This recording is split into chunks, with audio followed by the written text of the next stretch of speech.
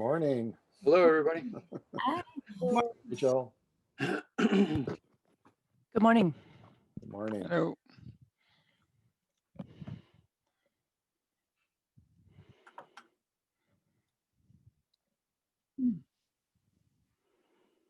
Green.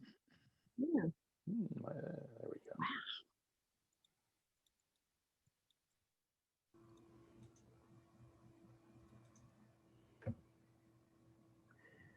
We're still admitting people, so take a few seconds here. Okay.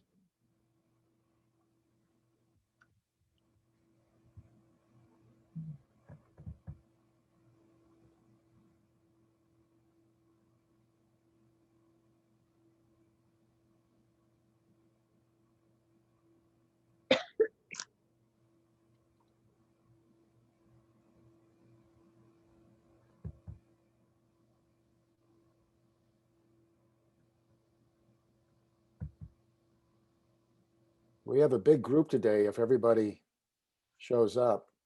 52. Oh.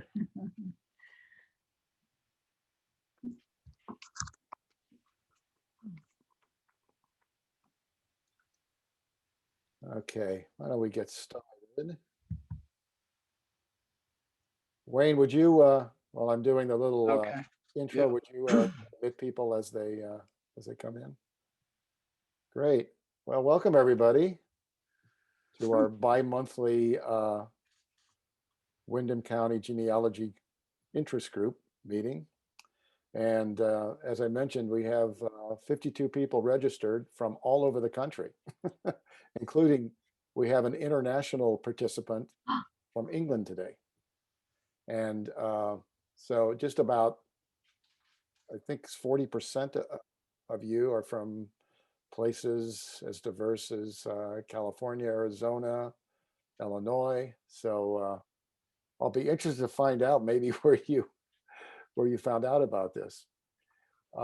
If you want, you could use the chat box, which is at the bottom of your screen or somewhere, depending on what you're using, what device you're using.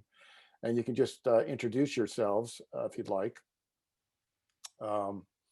We're going to be, and we are recording this, and it will eventually be made up, be uploaded to our YouTube channel for you to review if you care to do. So if you don't want to be, if you want to anonymize yourself, you can turn off your video and change your name if that's what you prefer. So, or just use initials or something.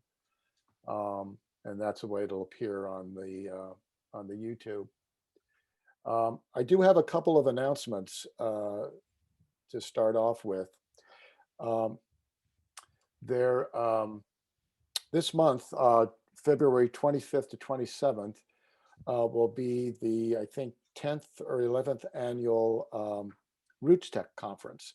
And this year it is all remote and virtual, and it's free. So you can register at the, you can go to familysearch.org and you can register there. There'll be a link at familysearch.org. So far, almost 250,000 people have registered for the for the conference. So they have a lot of sessions. They have maybe like 10 keynote speakers, some celebrities, some people you may not have heard of, but and they have some really good sessions.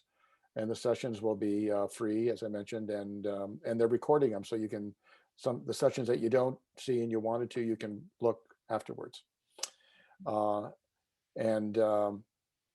think it was supposed to have been in London this year, and so they're going to they postponed it, and the London conference will be postponed to the fall. So if we're all traveling at that time and you want to go to London, you'll be able to do so.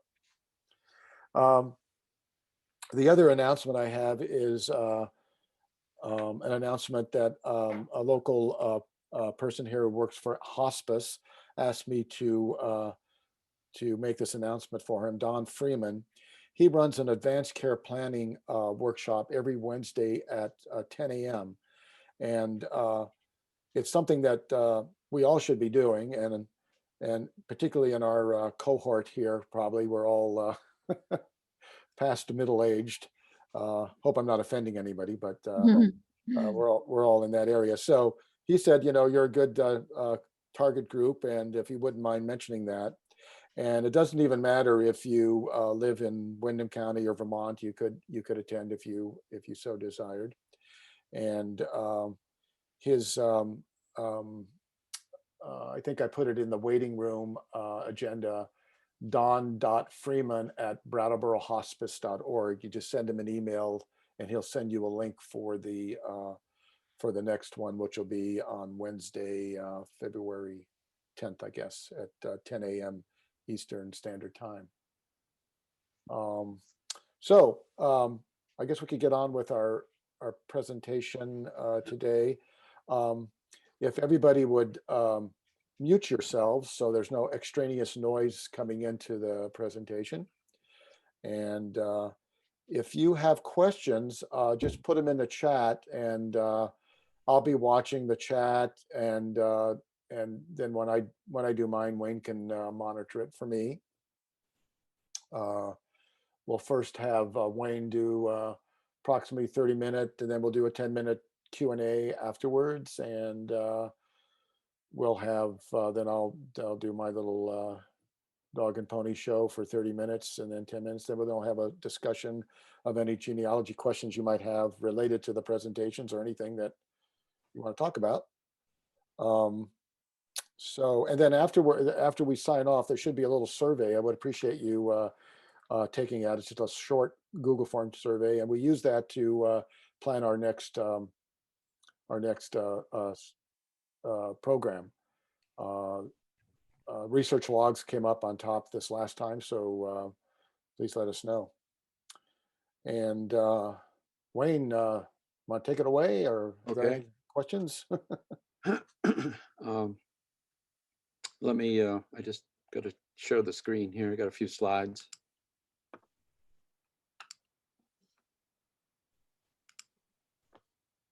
And start the show.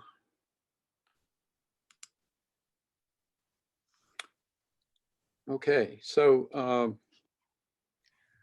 I guess this, the idea of focusing on these research logs and checklists is just basically a way to get organized. So if your New Year's resolution is slowing down, this hopefully will encourage you to keep going and get organized. Let's see. So I think one of the things I fall into, and I suspect others do as well, is to go only to a certain group of places to look for records. So what we're trying to do through this thing with keeping a log or a checklist is to remind yourself that there are a lot of things out there that you could possibly find out about an ancestor.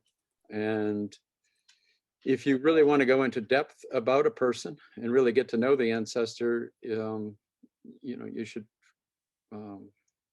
try to find as many possible records that are out there.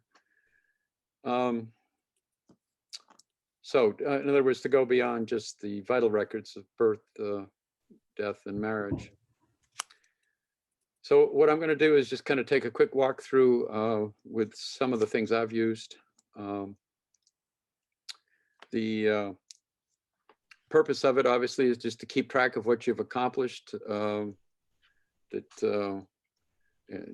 keep track of the sources you've used, and if it's one you use frequently, you might want to make note of the ones of things that you didn't find or searches that you tried that were not successful. It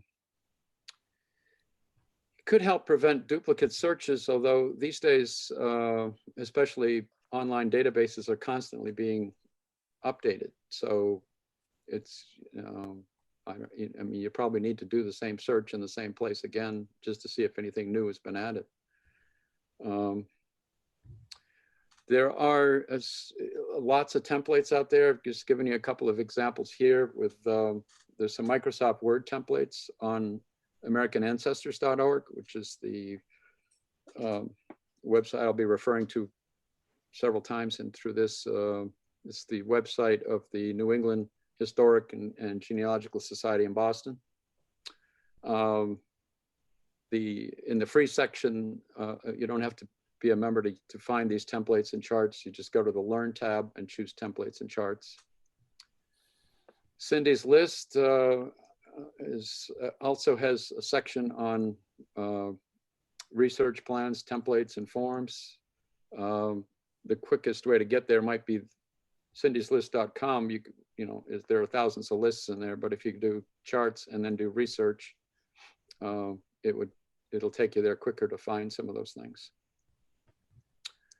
So just as an example here, and again, this is from American Ancestors. It's just a pretty straightforward, the log is on a specific person or family. If you're really organized about it, you have some idea of what it is you're looking for, some kind of objective for what you're planning to research, what you're looking for. The place might also be important.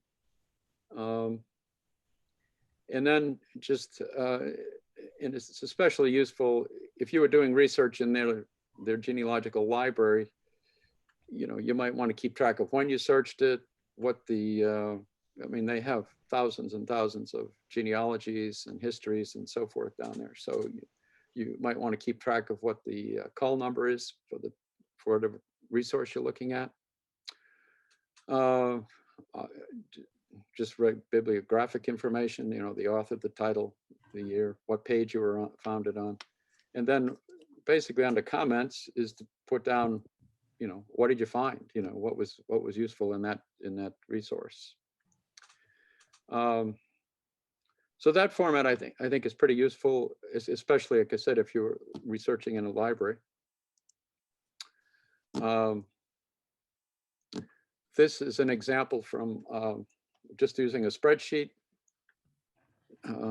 There's a group of us that are researching the 1920 census, looking for women in Vermont who potentially had voted in 1920, especially women of color.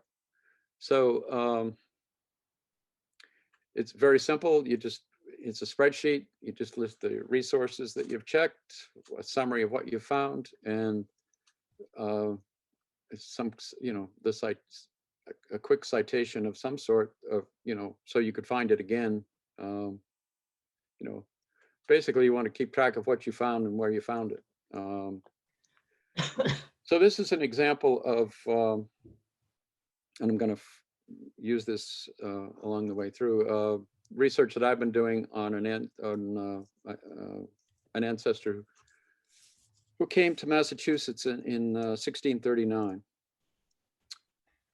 So in terms of creating a plan for this research, my aim is to create a biographical sketch of, he's my 8th great-grandfather. His name is Samuel Blanchard. And he appears in other Blanchard family genealogies and in local histories.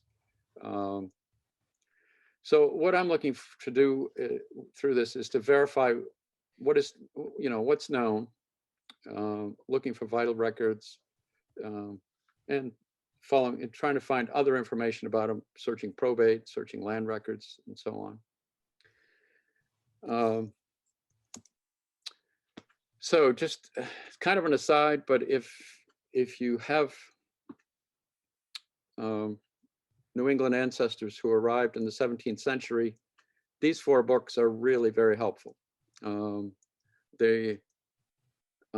Each one of them will list the ancestor, and then it will list other references, other people who have done research about the person you're looking for. So if you found him in one of these books. So New Englanders in the 1700s, Robert Anderson has spent his entire life researching. His aim was to find every person basically that came between 1620 and 1640 to New England. So especially his latest directory is really useful. The this book, The Founders of Early American Families, is from an organization called the Founders and the Patriots. But a lot of good information in there about people who wanted to join the organization had to provide, documentation of their ancestry. And this book gives you some of the references. The other one that's really useful is the fourth one here, this New England Marriages Prior to 1700. This Clarence Torrey basically went through the library looking for every reference to anybody that was married in New England prior to 1700 down there in Boston. So anyway, kind of an aside, but if you're researching that time period, these are excellent. So this is just an example of what you'd find. This is in New England marriages. Samuel here was married twice, but if you can see, as you can see on this slide, there's a whole list of references there of where you can find the information that he compiled.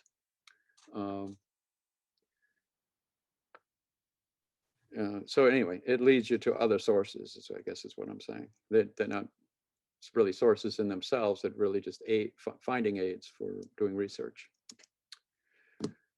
So in looking through finding things about Samuel Blanchard, I was fortunate. This was published in the New England Historic Genealogical Register. It is a transcript of a journal that Samuel himself started and was continued by his son and then by a grandson. So, that was probably one of the best sources I had, even though it's a transcript, but it was basically in his own words. There are no passenger lists from 1639, but this book on planters of the Commonwealth is a reconstruction of passenger lists based on other records. So, for example, this Thomas Blanchard here is Samuel's father, and it was recreated from Middlesex County, Massachusetts files, court records primarily, but closest we could come to a passenger list. Obviously, more recent immigrants to this country would, generally there'd be a ship's manifest or something like that you could find. In terms of land records, I did not find the actual land records, but again, another reference, it's a combination of a genealogy and a record of land. In this case, in Charlestown, Massachusetts, which is where the Blanchard family settled. So it's a brief summary of Samuel and his wives and children, and what land he owned in Charlestown.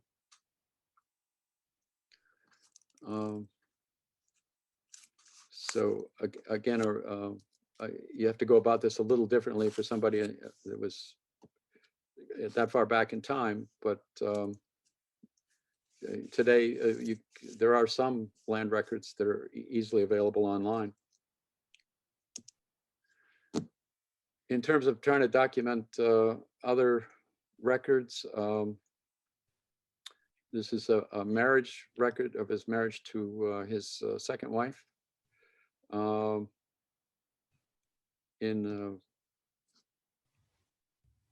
Again, well, in Charlestown again. This one was on Ancestry, where they had the actual images.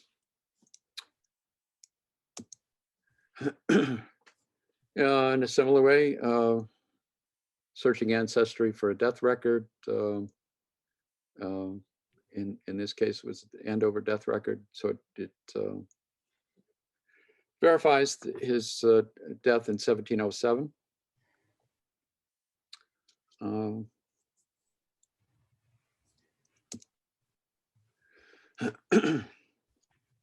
Probate records,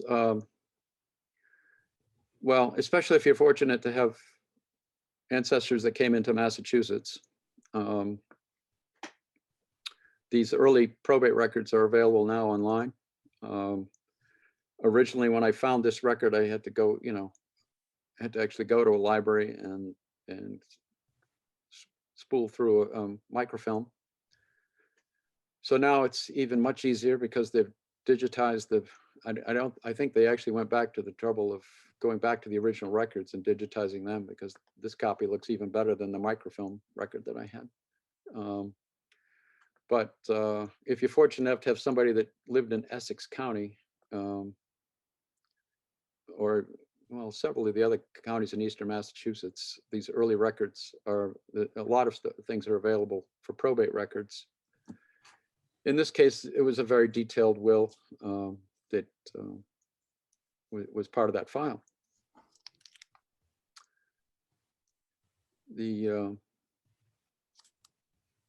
I think, well, just as an aside, I think I've found some of the most interesting information in early probate records, because it really does give a picture of what life was like. In a lot of cases, they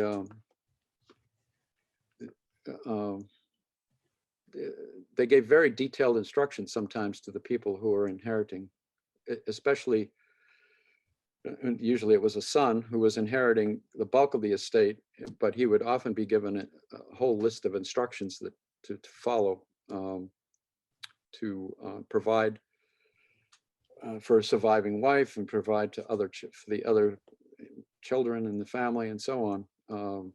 So it kind of gave a much more detailed picture. And especially with an inventory attached to it, you could kind of get a sense of, basically from the things they owned, what their life was like.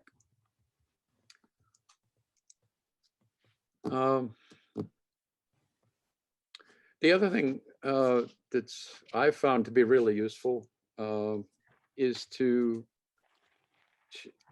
look for genealogies of the related family. In this case, it was a genealogy of this Doggett family, who was, Hannah was Samuel's second wife.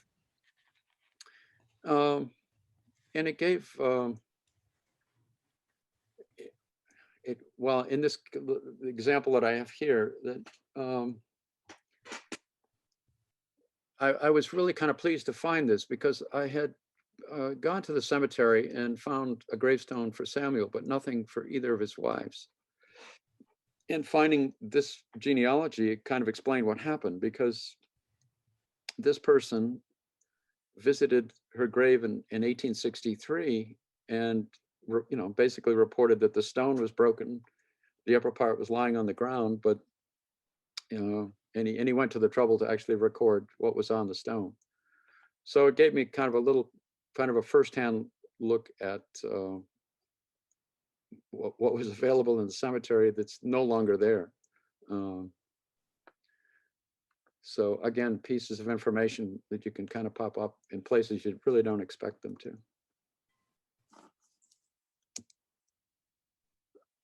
Local histories, I've done a lot of searching through some of these local histories. It's a little odd, because sometimes you can find information in places you wouldn't expect it. For example, there's a genealogy of Samuel Blanchard in the history of Canterbury, New Hampshire. Now, he could never have lived there, because Canterbury didn't exist when he was alive. But he was included, it was part of a genealogy of the Blanchard family, and he was included there as well. So you never know where it's going to pop up. For example, I'm in the history of Monroe, New Hampshire, and I have visited Monroe, but I have never actually ever lived there. But I'm in their genealogy section, because my grandmother was born there, and when they wrote up the town history, they included a genealogy, which also included me. So you never know, which history you're going to find it in, which is a kind of a bit of an oddity. Just a caution, though, not to accept the information until you verify it. The local history books can give useful hints. again, using this same example in Monroe, I was researching my grandmother's family, and and I just sort of wrote it all down. I just kind of accepted it. Didn't think to do any math, but at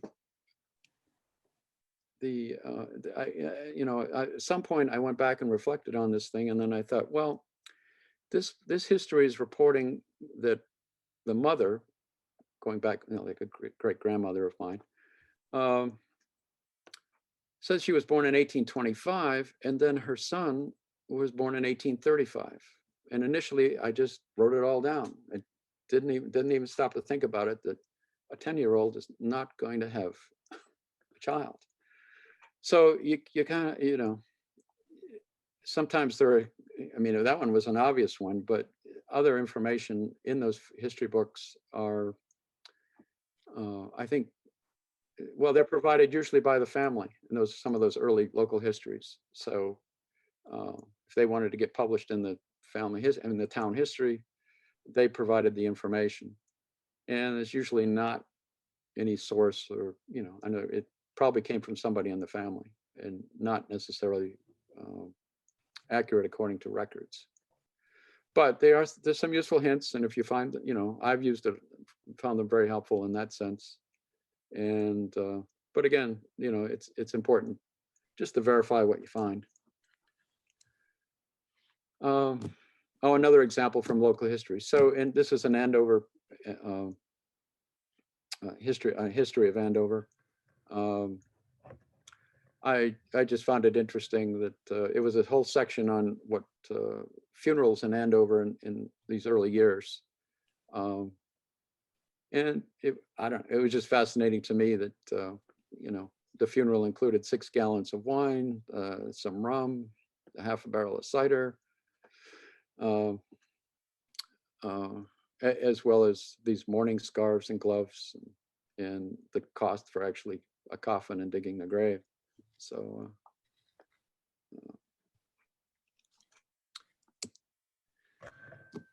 in addition to local histories, just historians, the books, well, histories can give you, I found some really useful background information. This book on a Puritan village, I think that at that time period in the 60s, I guess there were a lot of town studies. This one was useful to me, just partly to give background and partly because it included information about the part of England that my family came from. So and where they settled. This happened to be a town in Massachusetts. In contrast to the town study, Thompson's book here is a case study. The family, when they landed here, ended up settling in Charlestown. So in this book, their case study includes kind of descriptions. There's a whole section on families there, and there happened to be a whole chapter on Blanchards. Mainly because I think this Blanchard, my ancestors there were constantly in court battling with their neighbors. So there was a ton of information that Roger Thompson could use, and it's not a particularly flattering picture of the Blanchards in Charlestown. But anyway, useful to me. Could find out more about the family.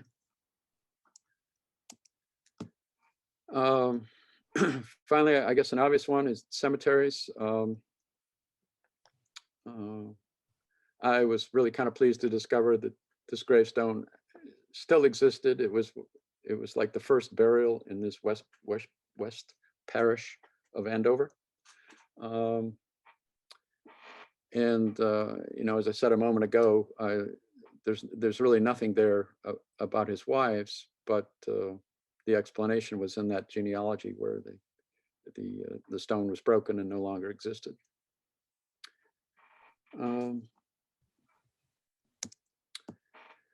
So anyway, I would urge you to find that, there's a lot of ways to do this, I think, but I would urge you to find a system that works for you. And to be honest, most of my notes I keep I use a Mac, and I use a program on the Mac called Reunion to keep track of, it's a genealogy database, basically, is what it amounts to. So I usually record everything in a notes section in that genealogy connected to the person that I'm researching. And this particular program has multiple note fields, so you can use one for the research, one to write something up, and so on. You can use it for different purposes. For me, that's a system that's worked well, where I can keep track of what I've found. I can copy, especially these days, most of the things that I'm finding are online. I can download a copy of a document and attach it to the person. I can copy if it's on a genealogy database, usually there's some transcription of the information there, so I could copy that, paste it into the note field. Sorry about that. I've become much better recently about copying and pasting the whole citation for a document. And again, a lot of these databases like Family Search or American Ancestors and so on, Ancestry, you can copy and paste the whole citation for the document as well, to keep. So in other words, to keep track of what you found, where you found it, and so if you need to go back to it, or in my case, where I found that becomes most useful is if I've decided I've done enough research and I want to try to pull it together into a book.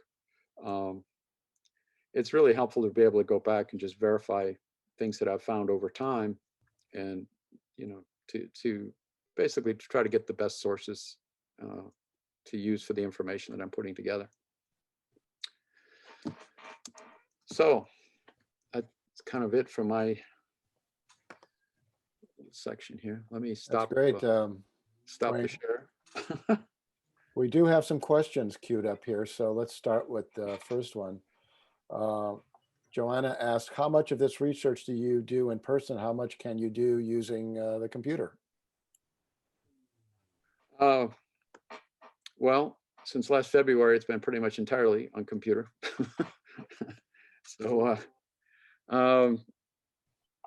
you more and more every day in terms of what you can find online. I do enjoy going to actual places.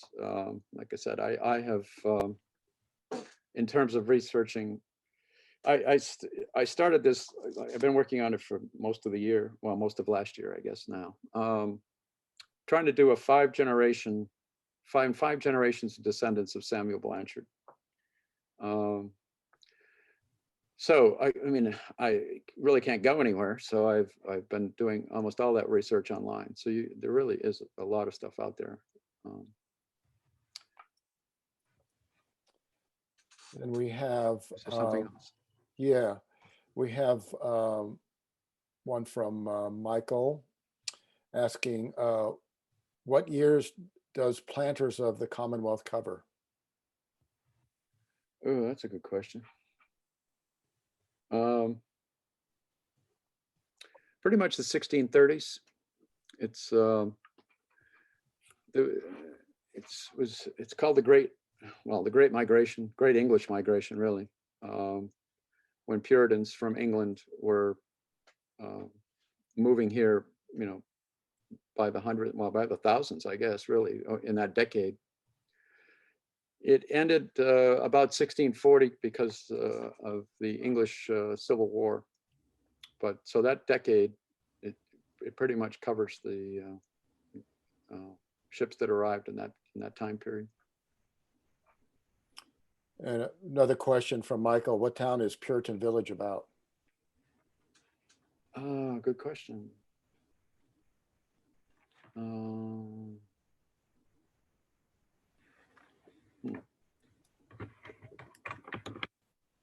I'm stumped on that one just for the moment. You can find the book on Amazon.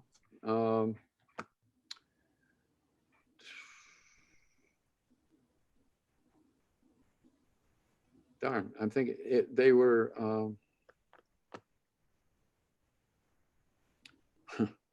most of the settlers I know came from like Hampshire County in England.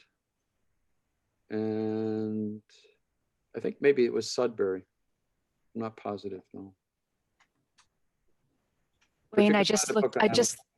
I just looked it up and it is Sudbury. Oh, all right. Whew. Good guess, Wayne.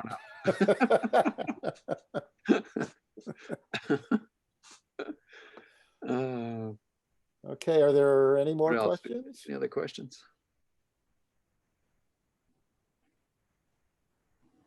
Oh, good. I'm glad, Jerry, you pointed out that American Ancestors is fee-based, but the libraries, both Brooks and Rockingham Library, do subscribe to it.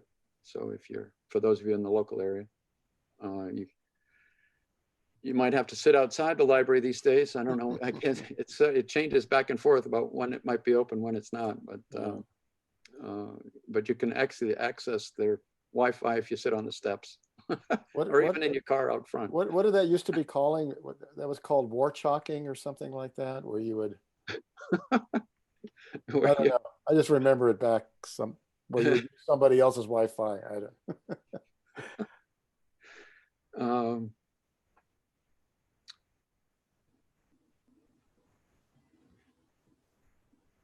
I think we have. Well, the question about the Puritan village was, it's kind of a profile of the settlement of the town of Sudbury. And it goes back to how things were organized in England and what changes they made, you know, in settling a town here.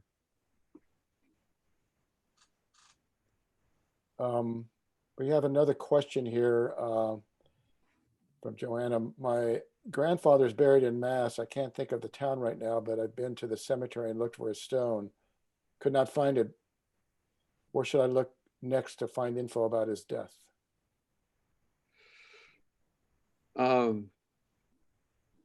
depending on the cemetery, some cemeteries have, well, especially the larger ones, and it, you know, they'll have cemetery records. If you're looking for something back in time, I'm not sure that there's going to be much of a record there. But if you're searching for something, if you're searching for something more recent, I would contact either the town or the cemetery. If it's a large cemetery, a lot of times they'll have their own office right on the cemetery grounds.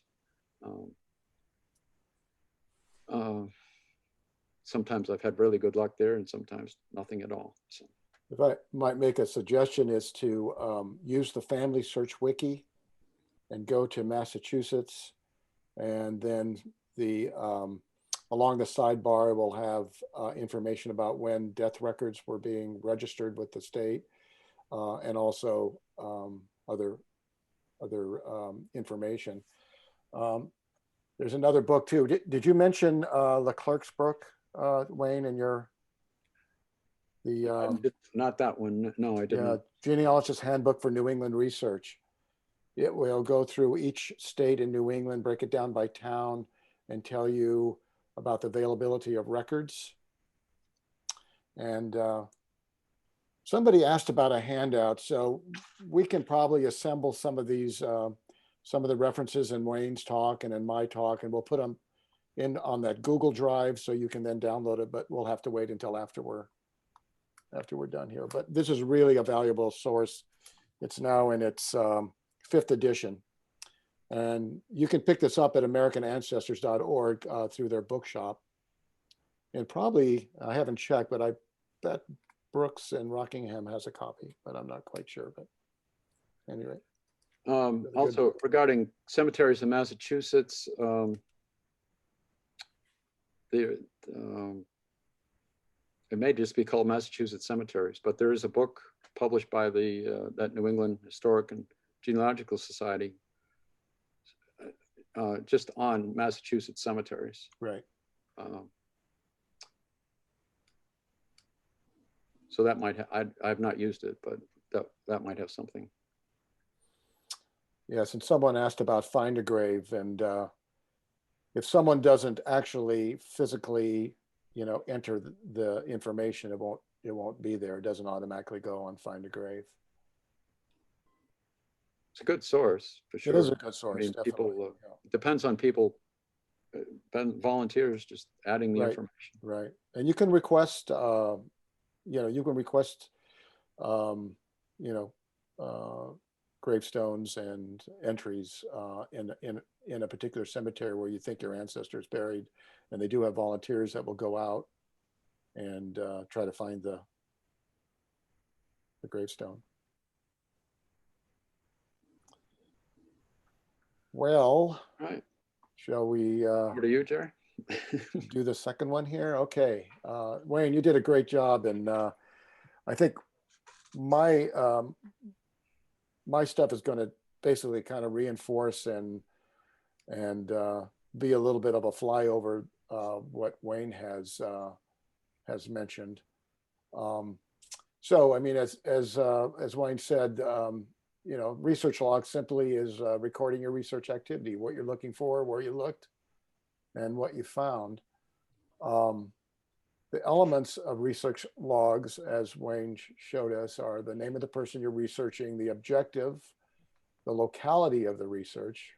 I mean, basically genealogy is all about locality, where the person spent his lifetime. The date of the search, where you searched, citation, and any comments.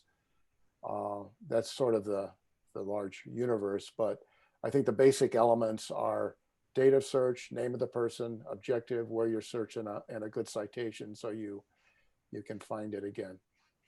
I'm going to start to share my screen here. I don't have a PowerPoint, but where can you find a good discussion about research logs besides what Wayne gave you? So let me put up a few samples here. Maybe I only need that one. And not quite there yet. Let's see. Okay. Hopefully you can all see that. It's the Family Search wiki. And if you don't have an account on Family Search, I highly recommend you do it. It's the largest free genealogical database in the world, and also has many collections of genealogical databases and information, but also has this fantastic wiki, which has a number of entries. But this has a great introduction to research logs, and I would highly recommend it. It even has a research log sample, which you can download, and I'll show you what that is. But goes through and tells you, kind of instructs you how to do one. And again, it's all based on what works for you. So there's no one size fits all. But this is a good place to kind of read through it. Gives you some information on what to fill in before you do your search, what to do, what to complete after the search, and it gives you some examples, as Wayne did, the importance of documenting as you go, and some general suggestions. So this is a very good, really good source for that. The other one I recommend, and it's just a personal favorite of mine, is well, that one is too, but Family Locket, which is a resource that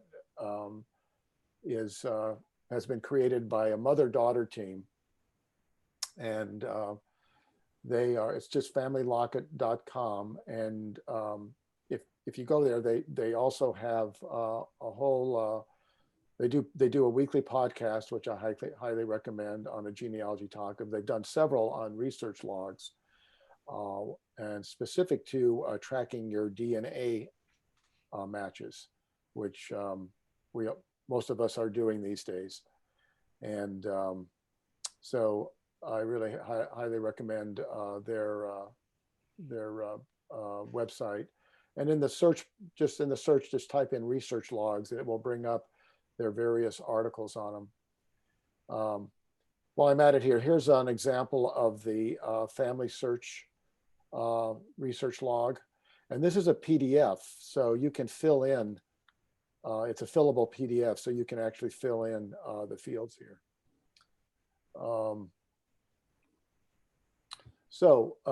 Besides this as a sample, there are other ones that we can use, and other sites. Wayne mentioned American Ancestors. As I said, Family Search has a couple, but a really good one is this site here, which is the Midwest Genealogy Center Mid-Continent Public Library, which is in Missouri. And they have these free family history forms that you can download. And many of these are in other sites, but I just found this very handy to have. And down here, you have a couple of different ones. There's the research log that they have for recording your research. And let's see if I click on that one. Can you all see that? Did that change for you, Wayne? Let's say Midwest Genealogy. Yeah, Midwest Okay. Genealogy log of documents. Yeah, okay. So this one is a little bit more developed than the family search one. It's also a PDF, and it gives you more fields where you can, create your log, including a notes field. So that's a good one. And this one I like too, although it's a checklist, and it's definitely oriented toward the US. So if you were doing any kind of international or European research, it wouldn't be all that good because, as you can see, it has US Census records. But it gives you a very good search, a very good format for making sure you cover all the bases. Census records, state, county, census, agricultural mortality, slave schedules, birth records. So you can create that here. So you might want to use this in tandem with the other one, which is more of a log, but this is a real nice checklist. And there are other ones too. There's one that National Genealogical Society, which is called a research log for a person. It's behind a paywall, unfortunately. You have to be a member of the NGS to get to it, but it's a very good one too. I wish I could share it with you, but it's behind a paywall, and you wouldn't be able to get to it without that. So I'm just going to talk about some more of these ways of doing your research logs, and I'm going to go from the most simple to the most complex, and you can see the variety of ways that one can do things. Of course, if you have Word and Excel, you can create these research logs using those software programs. But if you don't have Word and Excel, you can easily do it on Google Docs or Google Sheets, which for the most part are free. So I'll show you one here, which is a research log that was created with a Google Doc in a Word-like table. And this is one that I did for the project 144, which Wayne mentioned. And if you have any questions about, Rachel Onuf is the person heading that project, where we're trying to identify all the African-American women in 1920 of voting age who or perhaps might have voted in the first election after the 19th Amendment was passed. At any rate, this is one, and you know, I'm not all that happy with it, but it did serve my purpose. I you know, would maybe do some things different, but at any rate, it is what it is. It gives you some of the basic path of the research, using the question, who was Irene Newcomb of Bennington, who was an African-American born about 1882 in New York and was found in the 1920 census, and question mark about when she died. But at any rate, as you can see, it goes through a little bit of describing her as she was described in the 1920 census, and going through and finding and documenting her life, basically, and to see if perhaps we don't know for sure if she voted in Bennington, but perhaps by recreating her life through this research log and then writing it up, we might have a good guess if she might have. So the left column here tells you the record I'm searching. The middle column is what was discovered, and the right-hand column gives you the source. And as I was going along and recording these, I would highlight where I looked, but what I didn't find. So it's always important that you provide the negative finding, the null finding of where you looked. And that would, highlight where perhaps you need to look even further for that. So as I said, it's the word table is easy to enter. The fields expand to take on more, but one of the disadvantages, you can't really sort on anything. So the next example I'm going to show you is a research log I did for this project for another person, but using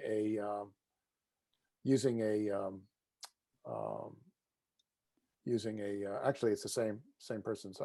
No, this is research log for a different person, and this is using a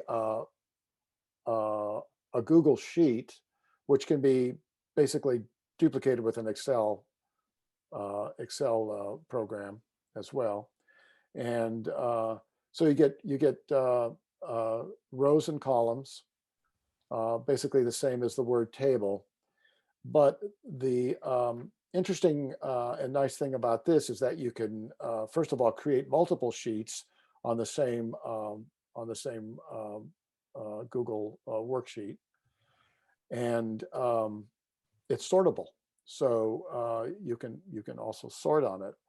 So in order to sort using this, you just click on the left most column, scroll down to where the end is.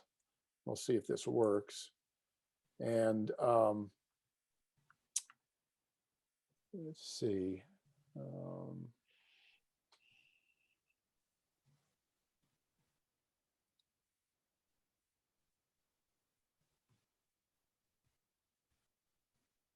Gotta find where I sort here. Not seeing it right now.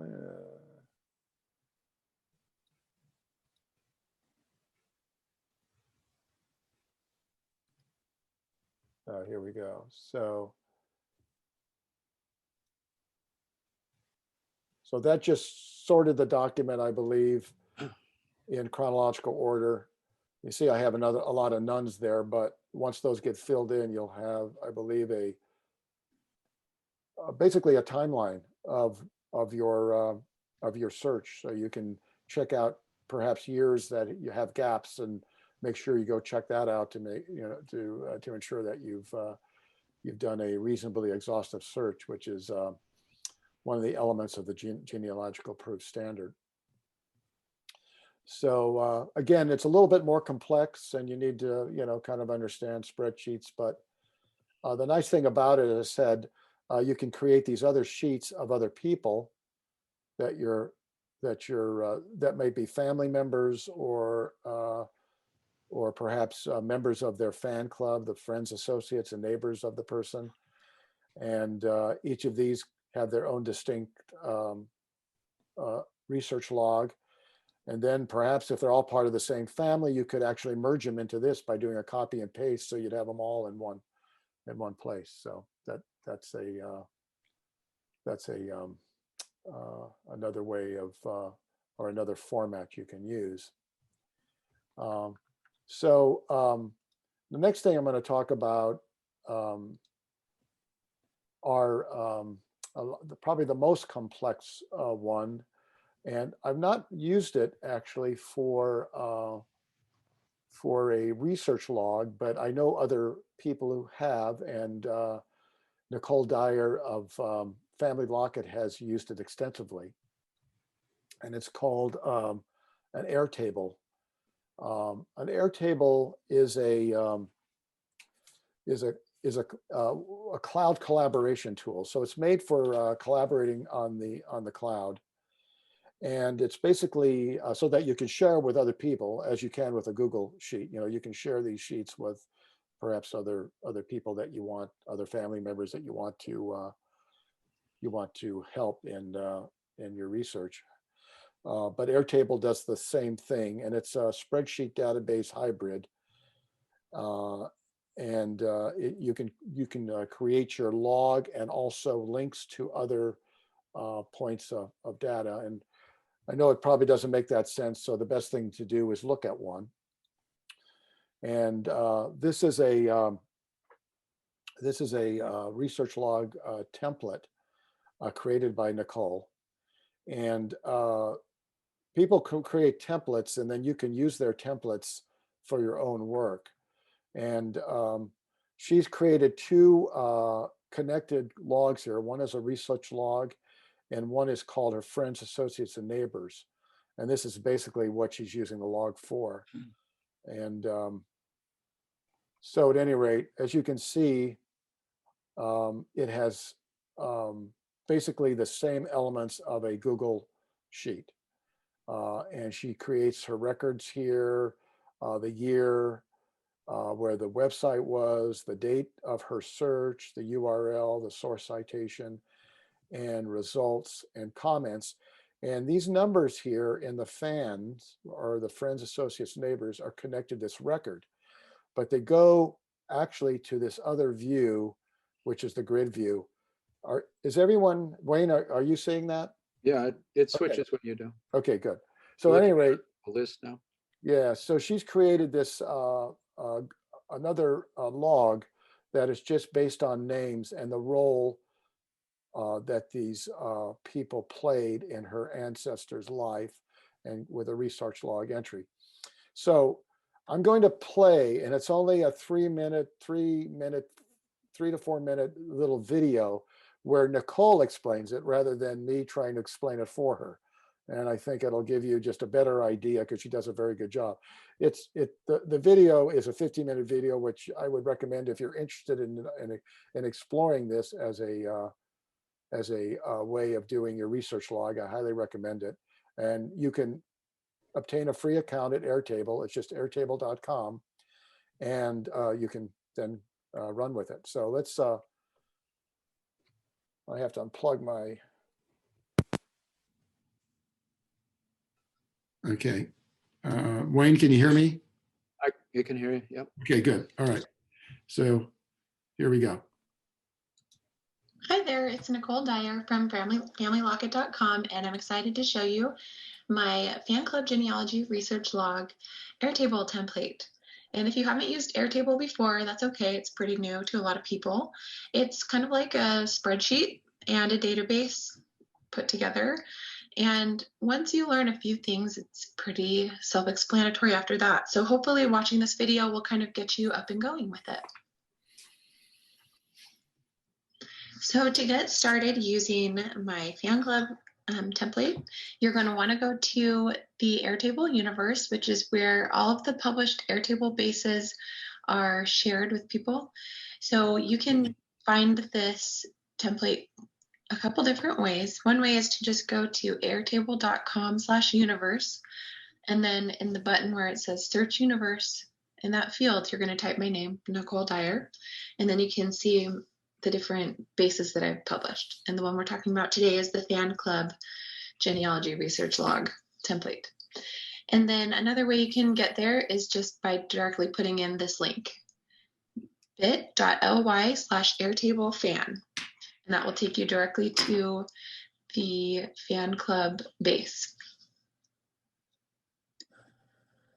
All right, here is the Fan Club Genealogy Research Log template at Airtable Universe. And to explore the base, you can click this button and see what an example looks like of it all filled out. There's two tables here. You can see there's the research log table, and then there's the table of the friends, associates, and neighbors. So let's click on that one to see what that one looks like.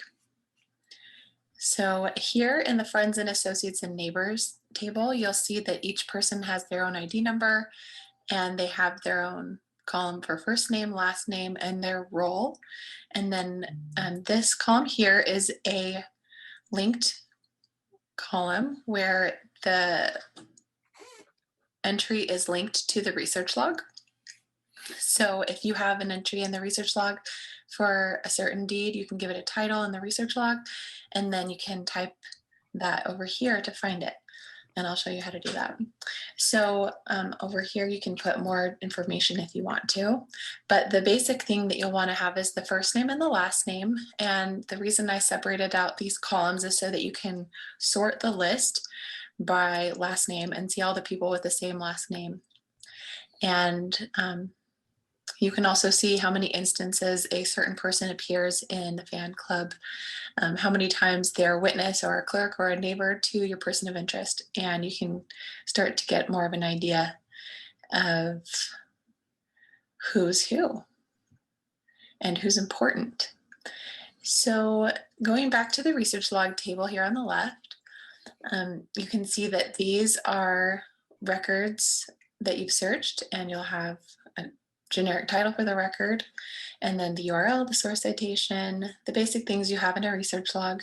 And then over here in this column, this is automatically populated with the ID number for the people that you enter into the fan club table. And so this just kind of shows up as you put people in here and link them to a certain entry in the research log. All right, so let's practice using this. So follow along with me and go ahead and click copy base. And when you do that, it's going to add the base to your own Airtable account. And then you can open it up. So here's the new one right here that I just copied. So we'll open that. And when it opens up for the first time, you get to put in your research objective and the base description. So you can click edit on that and you can put in your objective. So the objective for this one is to find the parents of John Robert Dyer. Who were the parents of John Robert Dyer, born 1810 in Tennessee and died in 1879 in Hawkins, Tennessee, and married Bathsheba Tharp. Okay, so now I've got my research objective. Okay, then I can click the X.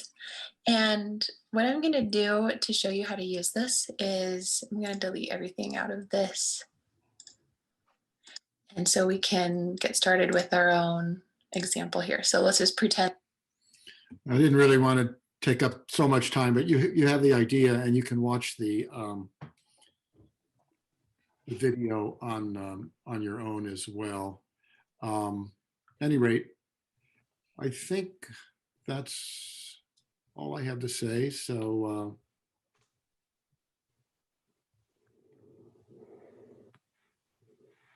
Jerry, you had a question, I think, back when you were showing the log on the woman in Bennington. It said, why does it say slave schedules?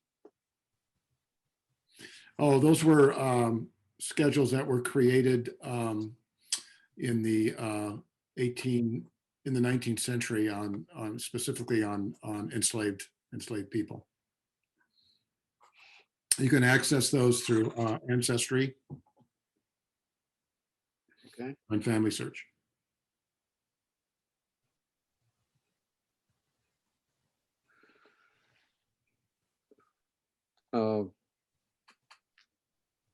So it's a listing of owners of slaves Yes. along with the Yeah. account. Okay, that was the next question. Okay. Which, It just lists, it doesn't, I've not really. have Yeah, you looked at it?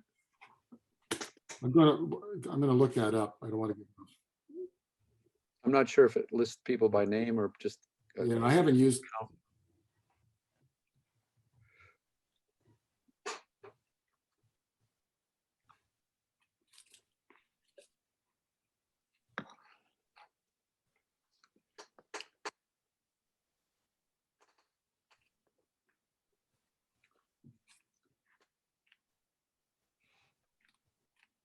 Is there another question? I can look this up. Oh, Make sure it's. not yet.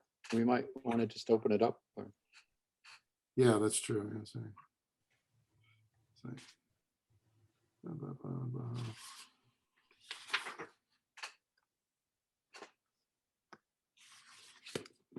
Yeah, let's look at it here. And that the fan club is blank, and that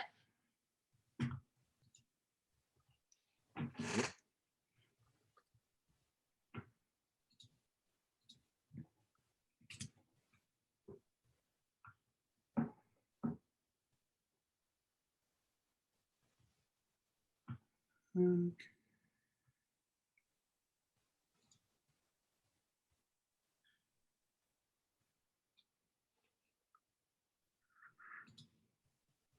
Okay, they're 1860.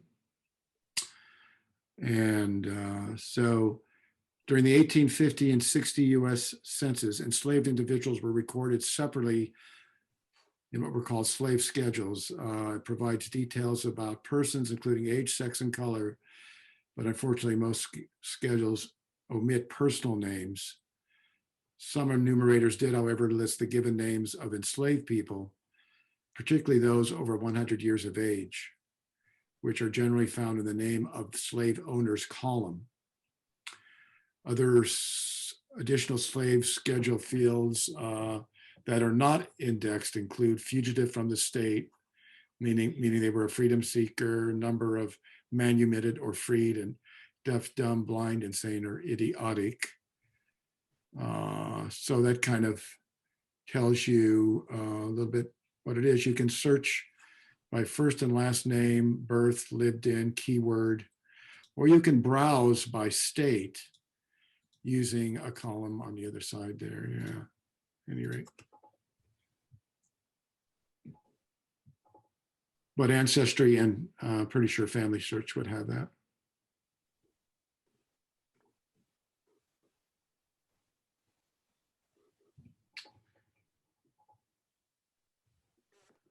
Any more questions on research logs? Sure, Ann, go ahead. Well, let's see. I don't know how useful this is to everyone else, but I have a great great uncle who was in World War I and supposedly came back home with a diagnosis of shell shocked. He lived in he lived with his sisters in a 2-level house. One sister lived upstairs with her family, and the other sister was my grandmother who lived downstairs. I guess he was my great uncle then. Well, yeah, because my great uncle. And I was trying to find out more about him, and I did find his gravestone under Find a Grave, a photo of it. But it didn't appear like he was buried with anyone else and in the family. I don't know how you piece that together. You know, like, I mean, are there peculiarities like that? Are they common, as if, you know, this whole family lived in the same town, Kingston, New York, but he had his own plot by himself? I guess, I don't know how we, So what are you I don't know if you can be of any help that way. you're trying to find out more about him? Well, yeah, I think he died the year before I was born, and my mom, when I asked my mom about him, she just said, well, he was quiet and he read a lot. So I was curious to find out more about him, actually, yeah. And I expected them to have a family plot, not to have him buried all by himself.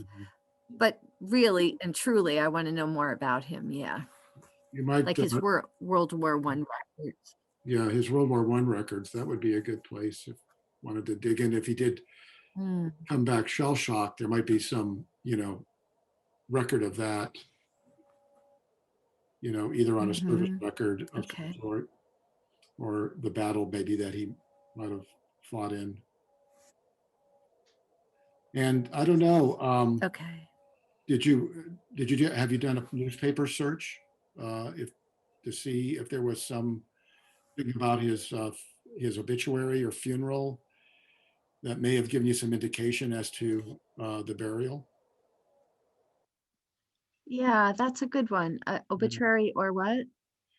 Or the Funeral announcement? funeral announcement. Also, there might be a, yeah, especially if it were handled by a, you know, it was a funeral company that's still in existence, that you might be able to get a burial record, and it may tell you, maybe it was maybe the military or somebody paid for it. I don't know. What do you think, Wayne? I see. Yeah, the military records would be particularly useful, and especially if World War I. I don't know. I have not done that much with World War I, but if he somehow was able to get a pension, there would be a pension application at the National Archives. His service record would be at the National Archives. And as far as I know, World War I records are intact. I mean, I think that you could potentially find something. Some of the others have been destroyed, but. Okay, so I should start with National Archives? Oh, sorry. Yeah, I think World War I records are at the National Archives in Washington, actually. No, Fold 3, yeah. Fold 3 is a military, Fold, FOLD 3, the number 3, is a military database that's owned by Ancestry, but it requires a separate subscription. And they hold, I mean, it's devoted to military records. So they have a lot of the National Archives records scanned and available. Oh, good. So, okay, thank you. Yeah, that would be a good one. If you want to shoot me an email, I do have a subscription. I can check for you if you want me to. Appreciate it. Sure. Thank the you. other thing to look for is the probate record, if there is one. Yeah, yeah. Okay. I don't know. Did he have children? No, I don't think he ever married, and I don't think he worked once he got back home. I think he was having a really tough time, I believe. I think we're in the genealogy question discussion period. So thank you for leading it off, Anne. Okay. People Thank you. People have questions, just any, it's open-ended now. So anybody can chime in. Just remember to unmute yourself. If we hear, it'd also be nice to hear if anybody's had particular success using a research log for them, for their research, how they used it, what they did. Anybody would like to volunteer? I've tried to do some research, very, very basic, about my grandfather. He's the one I said was buried in Mass, and I looked for his grave down there. And he was also World War I vet. He was a doctor, And I know he died after buying our house in Newfane, but I'm not clear where he died exactly. So I think there was a family connection to the place in Mass. It might have been Medford. So I guess that's why he ended up buried down there. But yeah, I'm really not clear about sort of how his death played out. And I don't know much about his military service. And I think when I've looked online, the only things I found were, paying services. Do you have to pay for most of the websites you go to get information? Well, you could try Family Search. The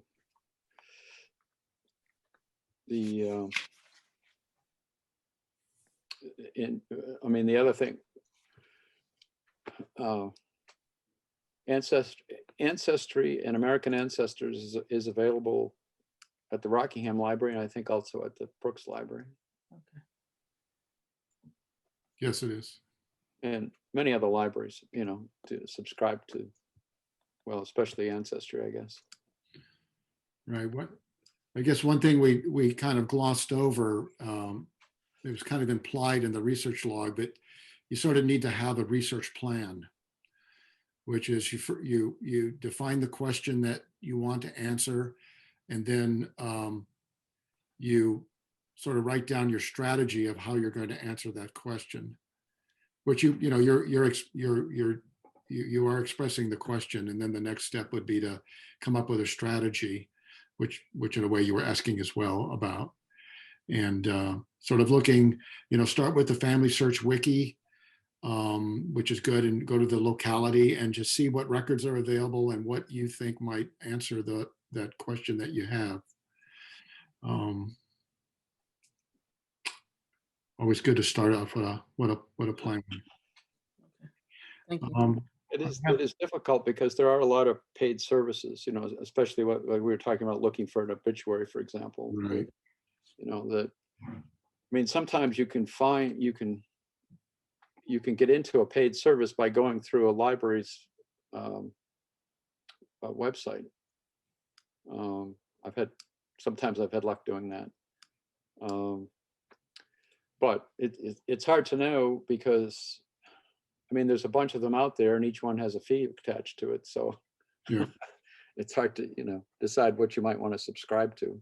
Right. Obviously the one you want is the one that's got newspapers from the place you're interested in. But Well, yeah, and always check the library in that locality, because they might have digitized their newspapers and made them searchable.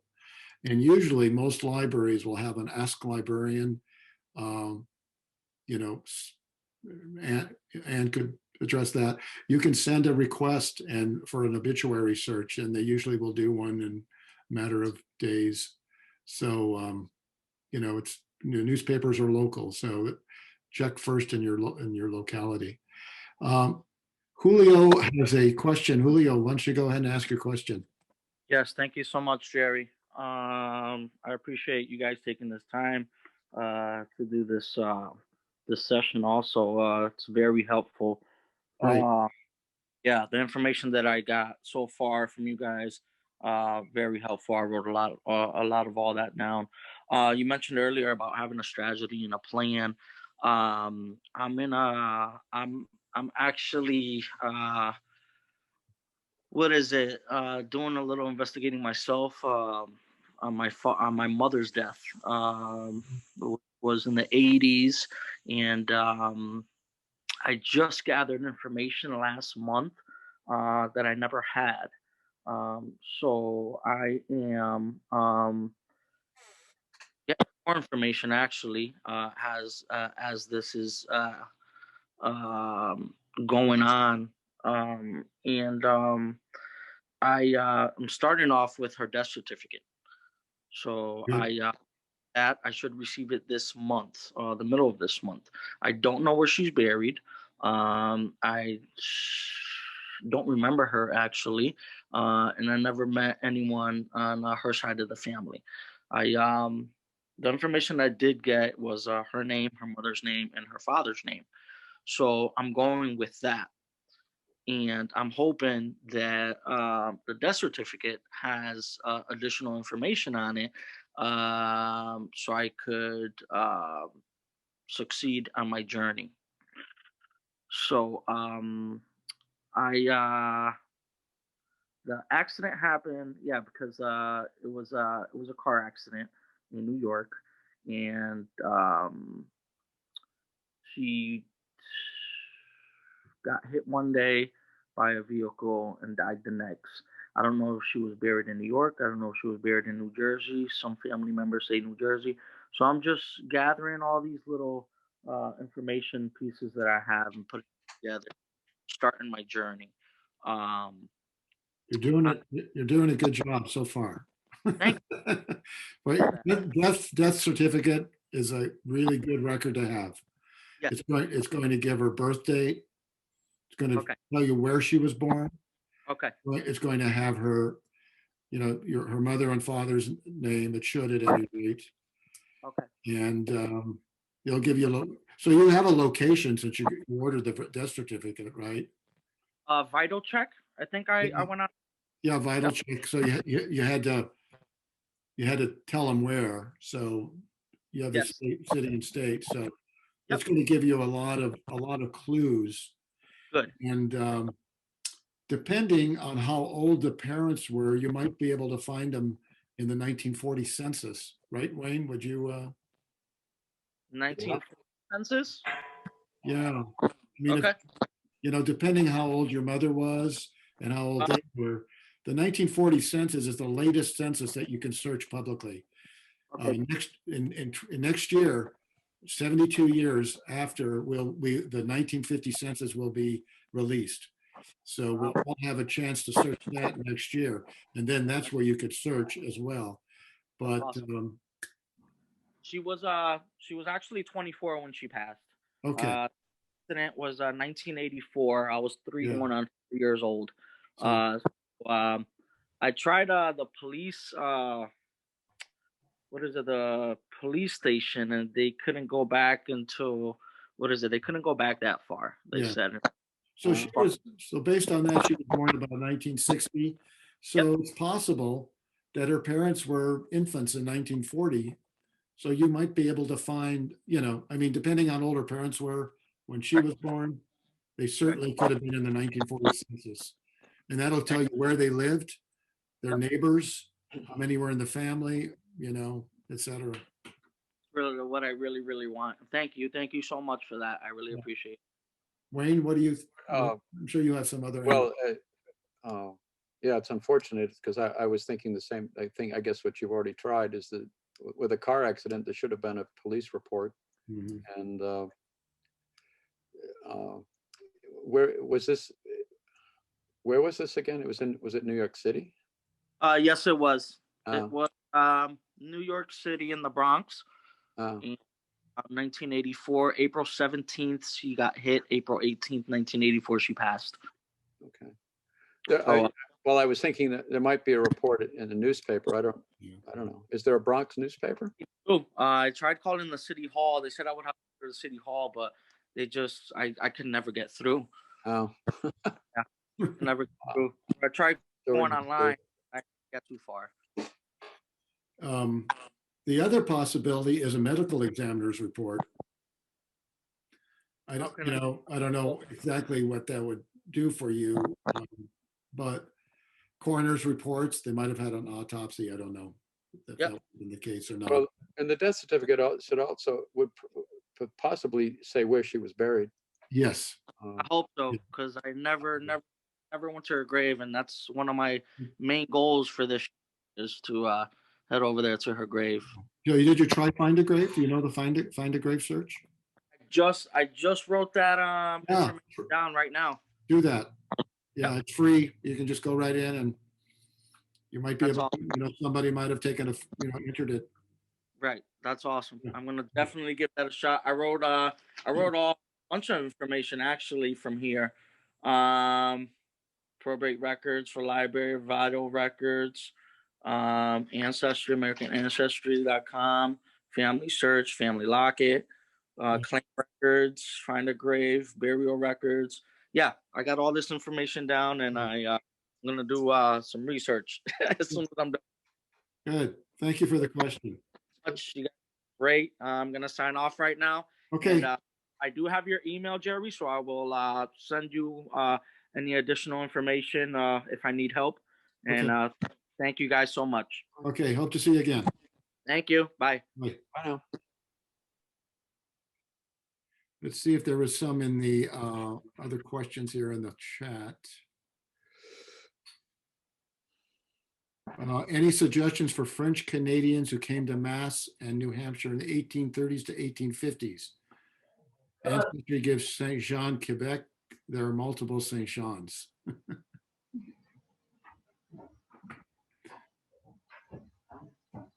There are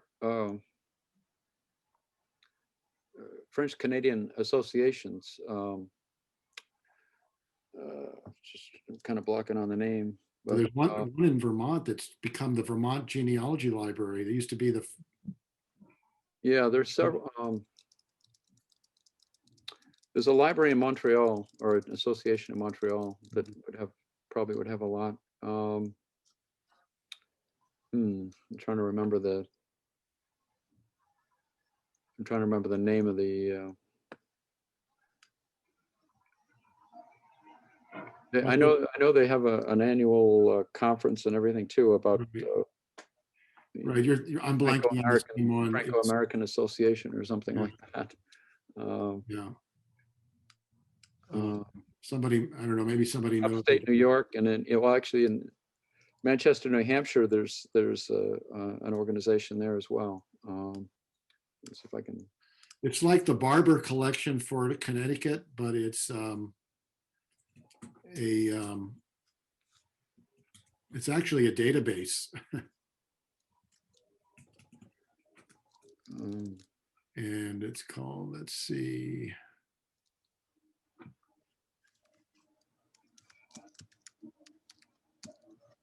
I don't know why I'm blanking on that too, but it's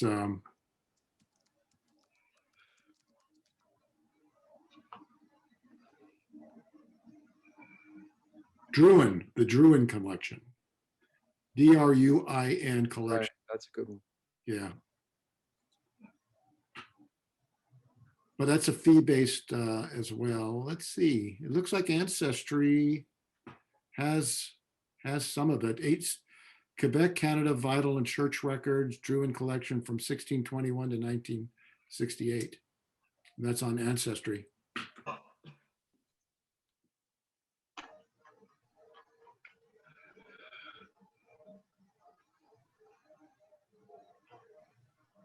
Jerry Yes. and Wayne. Hi, Karen. Hi. Sometimes, you run into these mysteries that are really hard to untangle. I'm haven't gone back for quite a while, but I was searching the records up at the Newfane Courthouse, for Somerset, which, and they're, because I was searching for the death of my grandmother's brother's wife's grandmother. You have to draw us a diagram. Yeah, right.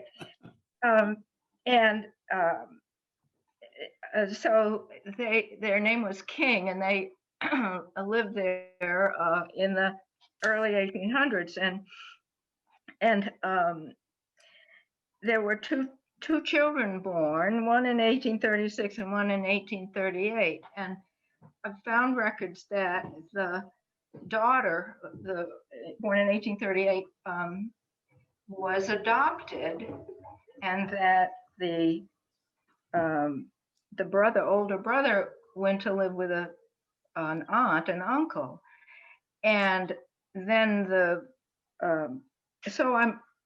and then the father disappeared. Eventually, we found him in Ohio, but the mother, there's no record, and we know the father remarried again later in Ohio, but I just could not find a record of the mother's death.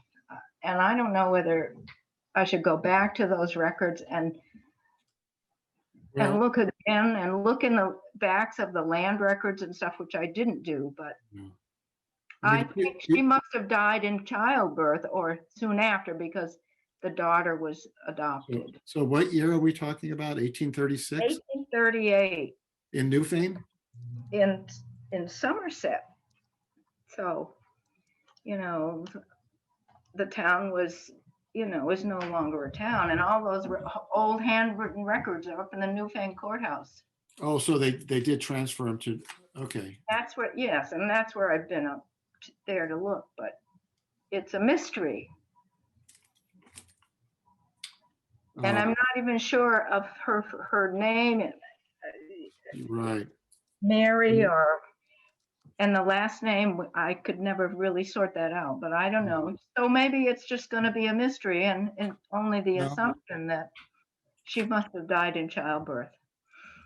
It was probably recorded somewhere, whether or not that document still exists. I mean, in the early Vermont town records, they were recording births and deaths in the town record book. Yeah, I think I probably have to go back up there and with a magnifying glass. Okay, so I'm looking in the Vermont place names. There are a lot of entries here for Somerset, but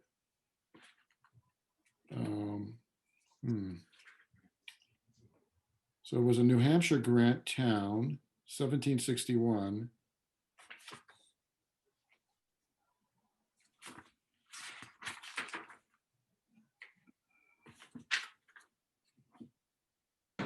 Had over 300 people in 1850.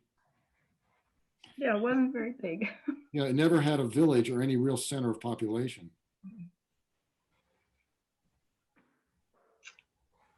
Well, they had to govern themselves in some way. A strip of it became part of Dover in 1869, and some of it was annexed to Wilmington in 1859. That's after your, Right. but it does show you that some of those records may have been, may be in other towns' record books.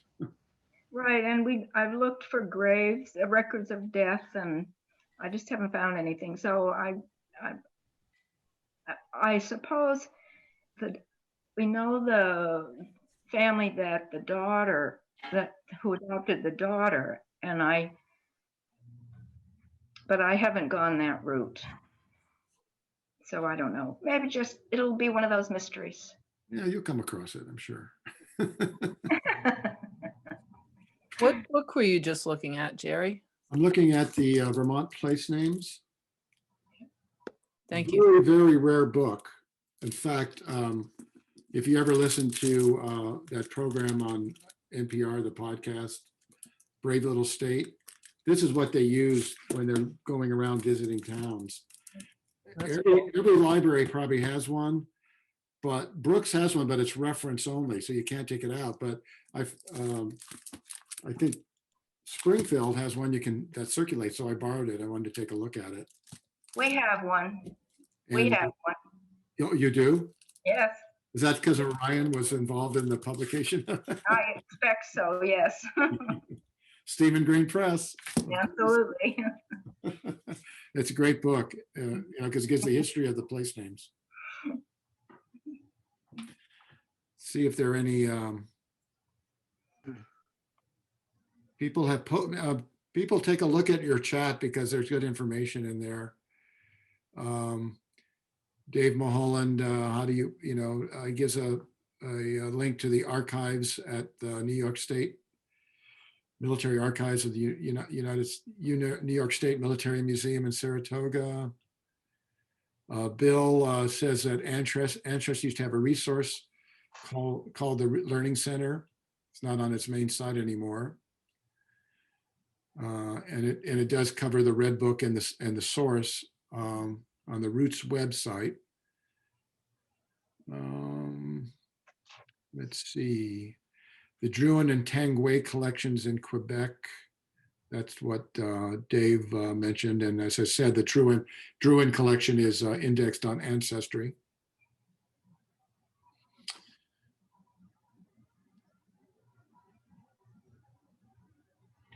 Do we have any more? Question Go ahead, Michael.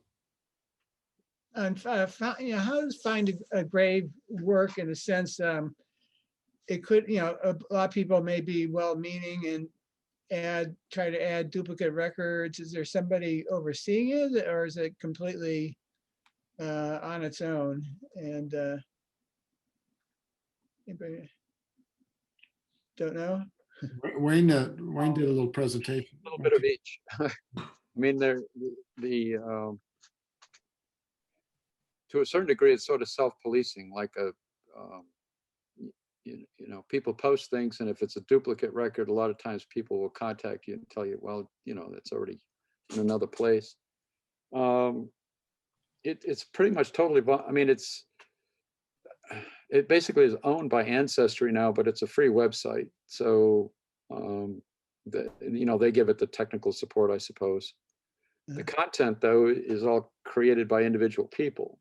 So there can be errors there, in other words. Right.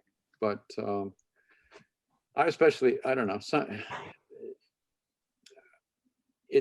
To me, it's helpful if they post a picture of the gravestone, and if they're into genealogy, a lot of times they might post some other information that they know about the individual. And in some cases, they will post records or pictures and so forth. But it is still pretty, I don't know what I want to say.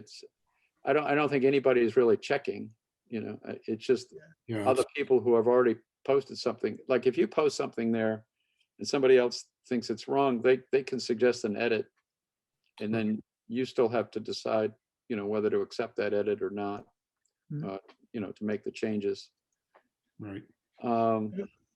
In terms of duplication, though, sometimes that's a little more difficult to hash out because, right. I've run across a couple of instances where,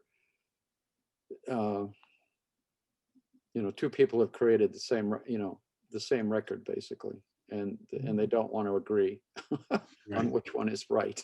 Right. Yeah, but it's pretty rare.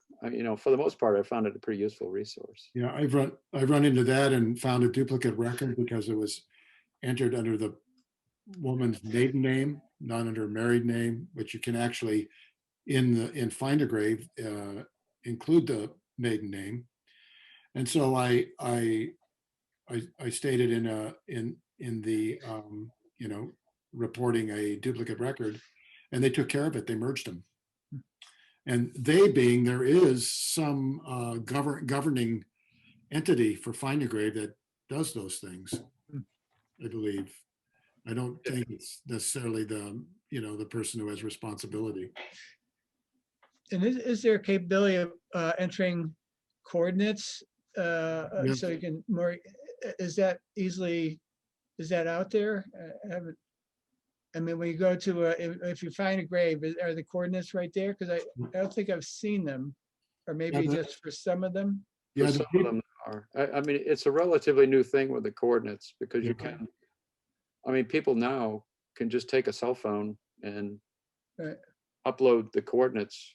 You could stand next to the gravestone and upload the coordinates directly to their website. So with their app there. Right. I do that all the time when I'm walking through a graveyard.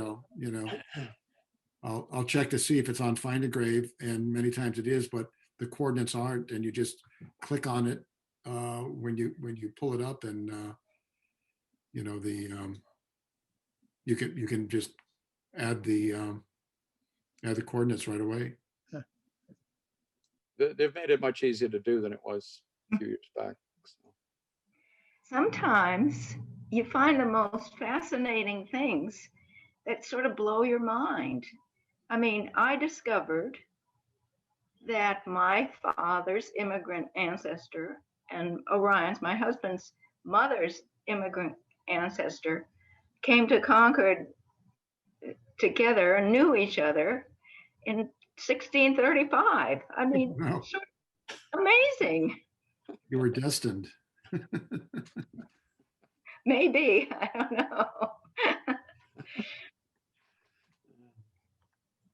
Well, Well, it was not a huge population in those days, so that's true. everybody knew everybody probably, especially if they spent 2 months on a ship getting there.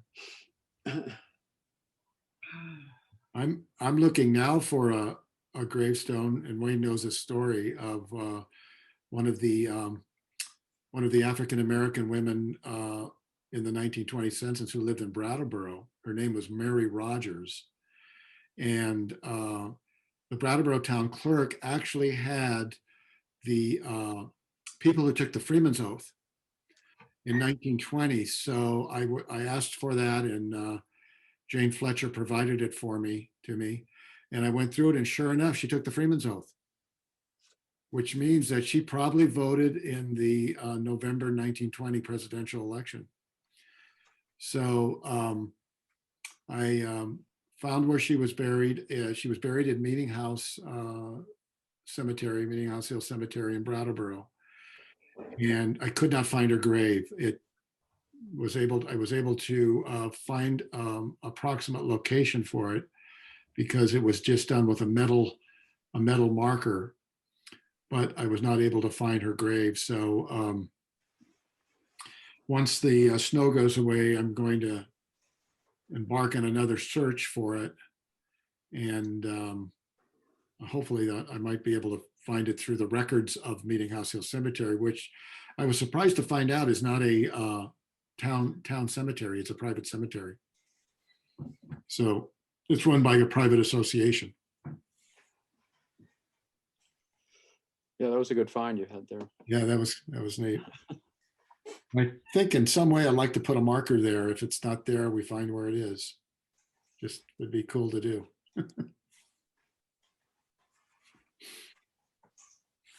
Let's see. Bill says geocoordinates are an integral part of the content shown on billion graves. Thank you for that. Let's see. Springfield, Mass. Library specializes in Canadian genealogy and its whole local history reference collection. Constance gave us that tip. Does anyone know if the records from Cumberland County, New York, pre-Vermont statehood are archived at the New Fane courthouse? Gosh, I wish Rachel, I don't know if Rachel is still here or not. Someone is shaking their head. Galen, do you know? Connie, you got to unmute.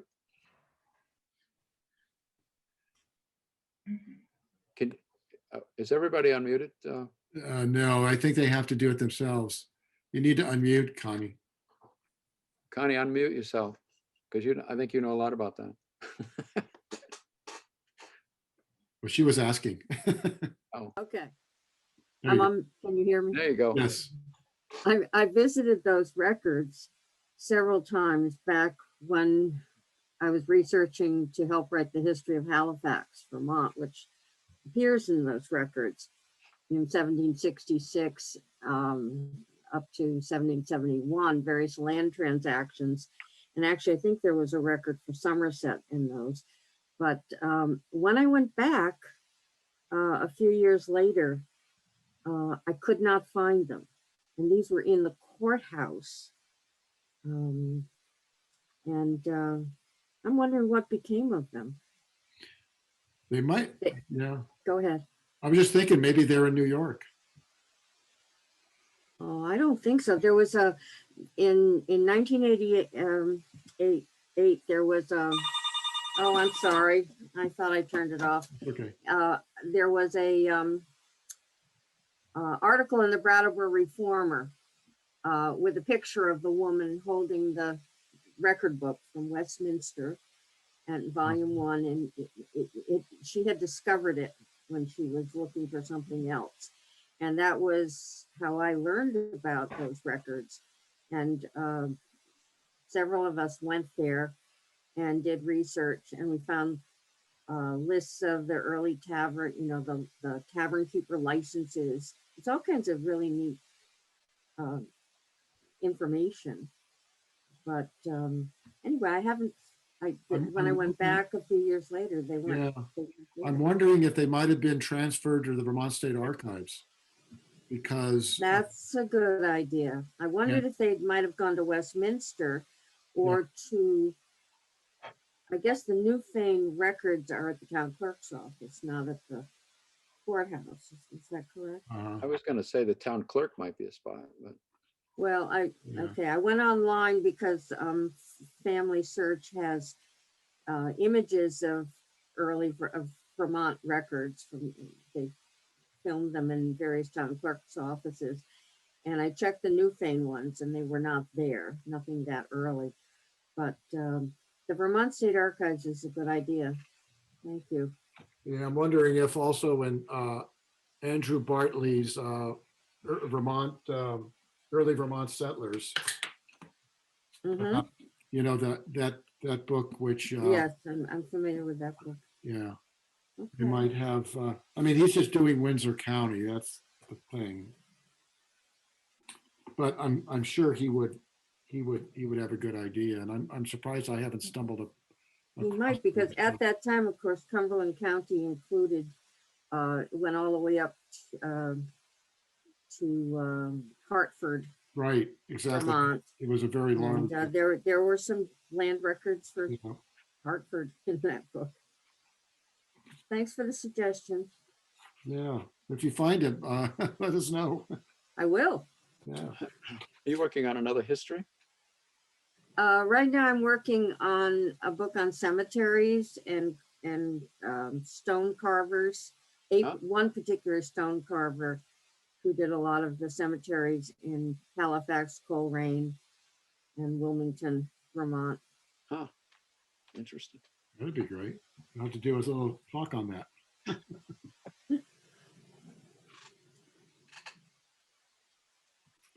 Let's see, are there any more Yes, questions? Wayne, your Samuel's gravestone, that's a fabulous It's a great, it is. gravestone. Incredible. I know, isn't that great? The carving, do you know who carved it? Did you ever find it in the Farber collection? Yeah, I or one did. of those? Somewhere I did run across that. I'm not sure it was, I think it was somebody's guess as to who carved it, but there was a known a known Oh, person yeah, carving it. it's really beautiful. Yeah, it's amazing to me that it survived so well. It's a small stone, pretty compact, so maybe that's why. What material? I think it's granite. Mhm. It's so intact. I mean, it. Yeah. It's unbelievable.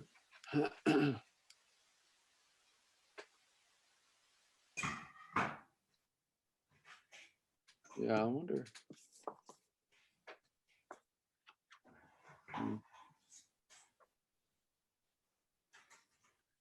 I'd run across that at one point. Who carved it? I was just trying to. I don't know if Joanna Gardner is still here because she asked about a book. Let's see. No, I think she's left, so I'm not sure. She said, "What book are you looking at?" Oh, she was asking about the book you held up, the one that's hard to find. This one? No, okay, I thought she was, That's the one I held up. I don't think I held up. Oh, maybe Vermont place names. I think it's the Vermont place names. Oh, okay. So Connie, the fellow's name is Joseph Lamson. He lived from 1648. Oh, I'm sorry. Oh, doggone it. He's quite renowned. you There's a familiar with lot him? of material about him Ah, yeah. and the family of Lamson carvers. It's a very niche area for research, but Yeah. and when we did the Halifax book, the committee, I wrote a chapter and submitted a chapter on Halifax cemeteries, and the committee refused to include it in the book. Oh, no. Because, I mean, it's fairly valid. Some of them felt nervous about the the possibilities of people being able to find the cemeteries, and problems with, I guess, damage or pilfering. I'm not sure. Would a person take a gravestone?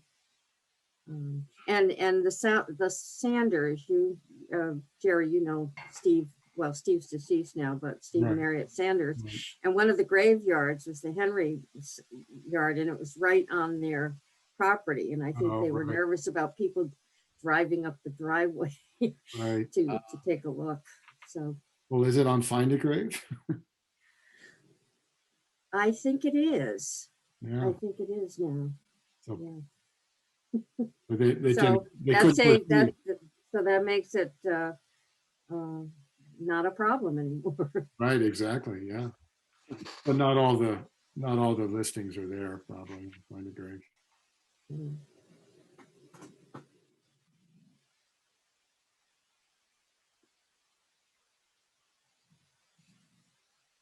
Well, do we have any more questions? Any genealogy successes? Can I ask a question? Oh, sure, go It's ahead. Anne. Yeah. Well, this just popped into my head, but I've always wondered, you know, when I did that research, African Americans who lived in Brattleboro before the Right. Civil War. Yeah, that's great. Series. What was his name? Was it William Bradshaw? Well, the Bradshaw man who owned the barber shop in town, and Oh, yeah, they right. had he and his wife had a restaurant too. They said he was buried in the well, the cemetery along is let's see, South Street. You're going up the hill from Canal, right? Yeah, you know that's that? Prospect Hill. Oh, okay, yeah. They said he was buried there, but they didn't give a location. And I've walked that cemetery. Yeah, I it's a big found cemetery. William James. What's that? It's a big cemetery, yeah. Yeah. Do they have any charts or anything that you know of? I think it's a town cemetery, so town clerk would have. Did Marjorie Howe document that cemetery in her books? Connie, do you know Marjorie? Oh, No, she did those books on Vermont cemeteries where they're actual, listings with locations and so forth. huh. Yeah. I'm not familiar with that one. Let's see. I mean, there's a whole series of done by the DAR back in the Okay. I don't know 40s or 50s, and But that would include Black people, probably, right? pardon? That probably wouldn't include Black people. I'm not. Sorry. I don't know. I'm not sure about that. Sorry about that. But there's a book at the in the local history room at Brooks Library. I'm going to share this real quickly with you here. I'll show you the. So this is the Brooks catalog. So see, these are Marjorie Howe. You got Taft, Vermont Asylum, Oh, Locust interesting. Ridge. Here it is, Prospect Hill Cemetery. Oh, great. Yeah, this would be Thank a good one to check. It's, I mean, you could just call Jean or send her an email. She could just pull it from the shelf. Really? Okay. And she can look Yeah. it up for me. Just look it up. Yeah, it's not, it's not online, so. Thank it's not been digitized, but Fantastic. yeah, so it's in that room. So yeah, that's a great series. Yeah. They were done in the early 2000s. She was a local resident. I don't know if she still lives here or what. Who, Marjorie? Or- Yes, Mhm. I think that's. In fact, now I'm thinking about it. That's where I got the location for Mary Rogers' grave, was through her book on the gravestones of Meeting House Hill Cemetery. Oh, cool. Yeah. Thank you. And what I've done, maybe not totally legal, but I just, I scanned it into my phone so that when I'm in the graveyard myself, I can just flip through the pages and, it's out of print anyway, but, if I'm looking for a particular location, it'll have it. Neat. Okay, great. Thank you.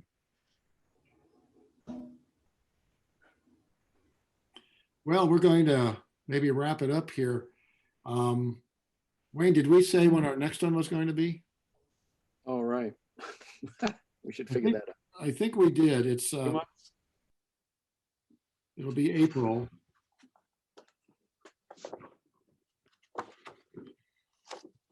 I think it's April, whatever that first Saturday is, April 3rd. April 3rd. So mark that on your calendar. We'll let you know with an email.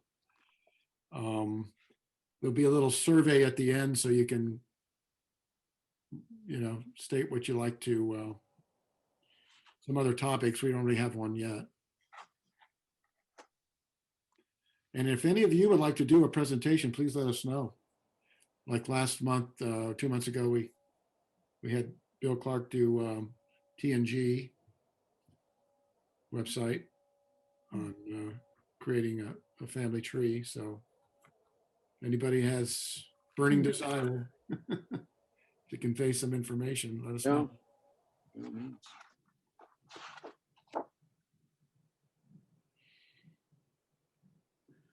Well, we should probably say goodbye for now. Yep. We'll say goodbye. Thanks for coming, everybody. Thank you. Yeah, Bye. thank Bye. Thank you very much. Thank Stay you. warm, stay safe, Yeah, get your You shot. too. get your vaccine. It's coming up. Thank you. Bye. Bye. Bye-bye. Bye now. Bye.